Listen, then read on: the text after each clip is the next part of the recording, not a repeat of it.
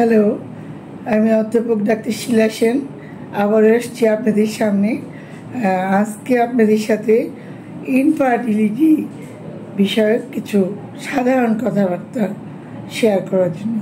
সেটা হলো, আপনি কখন একজন ডাক্তারের কাছে আপনি বাচ্চা নেওয়ার জন্য যখন প্ল্যান করছেন, আপনি কখন আপনার ডাক্তারের কাছে যাওয়া উচিত।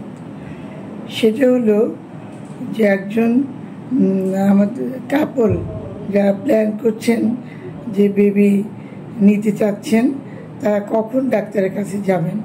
সেটা হলো যে বিয়ের পরে একসাথে 1 বছর থাকার পরেও আপনি যখন দেখছেন যে বাচ্চা আপনাদের আসছে না, তখন আপনারা ডাক্তারের কাছে যাবেন। তবে যখন দেখবেন যে ওয়াইফের বয়স 35-এর বেশি বা হাজব্যান্ডের বয়স 40-এর বেশি হয়ে যাচ্ছে, তখন আপনারা কিন্তু 1 বছর অপেক্ষা করবেন না, 6 মাস পরেই আপনারা ডাক্তারের কাছে চলে আসবেন।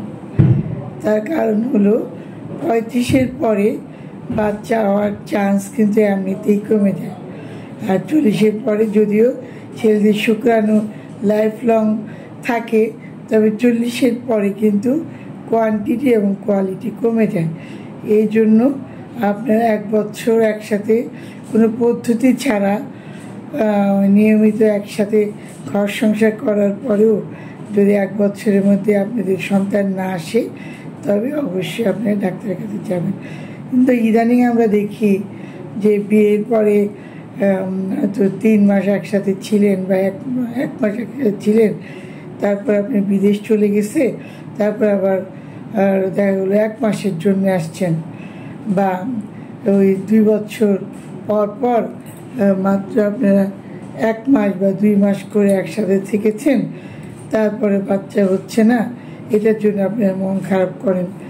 অ্যাকচুয়ালি মিনিমাম 1 বছর বা 6 মাস একসাথে থাকার পরেও যখন বাচ্চা না হয় তখন, তবে যাদের বিদেশে থাকে, চলে যায় বা 3 বছর 4 বছর পর সময়ও পান না, যদিও নিয়ম মেনে আসলে ওইভাবে পরীক্ষা করা ঠিক নয়, তারপরেও ওই বাস্তবতার প্রেক্ষিতে কিন্তু আমরা আসলে তখন করে নিতে হয়, বা তখন একটু আমরা হারিয়েও করি যে আসলে কোনো সমস্যা আছে কি না।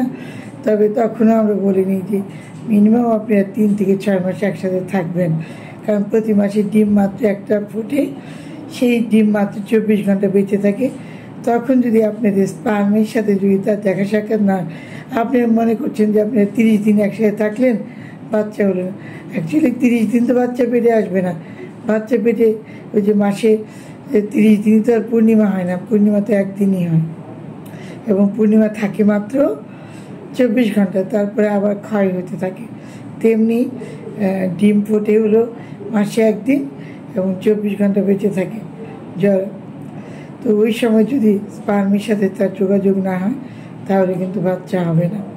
কাজেই আপনারা যারা বিদেশ থেকে আসবেন, তারা 3 থেকে 6 মাস সময় হাতে নিয়ে আসবেন।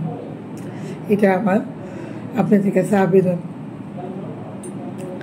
আরেকটা হলো যে দুইজন দুই জায়গায় থাকেন, ওয়াইফ অত্যন্ত স্ট্রেসে থাকে, বাড়িতে অনেকের কথা শুনে খুব যদি মানসিকভাবে টেনশন থাকেন দুইজনই, তাহলেও কিন্তু সময় মতো ডিম ফোটে না, বা ডিম ফুটলেও ডিমের কোয়ালিটি কিন্তু খুব খারাপ হয়। কাজেই একসাথে থাকবেন, এত টেনশন করার কিছু নাই।